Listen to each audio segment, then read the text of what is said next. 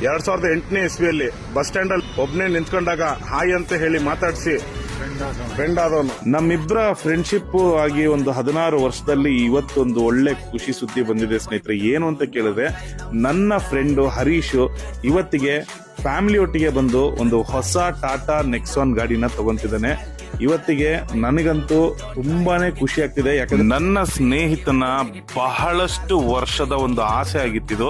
So ಇವತ್ತು ಕಾಲ ಕೂಡ್ ಬಂದಿದೆ ಅಂತ ಹೇಳ್ಬೋದು. ಫ್ಯಾಮಿಲಿ ಅಂದ್ಮೇಲೆ ಒಂದು ಕಾರ್ ಬೇಕೇ ಬೇಕಾಗುತ್ತಲ್ಲ ಮಕ್ಕಳ ಜೊತೆಗೆ ಆಚ ಕಡೆ ಹೋಗ್ಲಿಕ್ಕೆ. ಸೊ ಹಾಗಾಗಿ ನನ್ನ ಸ್ನೇಹಿತ ಇವತ್ತು ಆ ಒಂದು ಸಾಧನೆಯನ್ನ ಮಾಡಿದ್ದಾನೆ. ನಮ್ಮ ಈ ಸ್ನೇಹಕ್ಕೆ ಯಾರದೇ ಒಂದು ದೃಷ್ಟಿ ಬೀಳ್ದಂಗಿರ್ಲಿ. ಯಾಕಂದ್ರೆ ಈ ತರ ಒಂದು ಫ್ರೆಂಡ್ಶಿಪ್ ನ ನಾವು ಇಷ್ಟು ವರ್ಷ ಕಾಪಾಡ್ಕೊಂಡ್ ಬಂದಿರೋದು ನಮ್ಮಿಬ್ರಿಗೆ ಗೊತ್ತು. ಅಂತೂ ಇಂತೂ ಬ್ಯಾಚಿಗೆ ಒಂದು ಹೊಸ ಗಾಡಿ ಅಂತೂ ಬಂತು.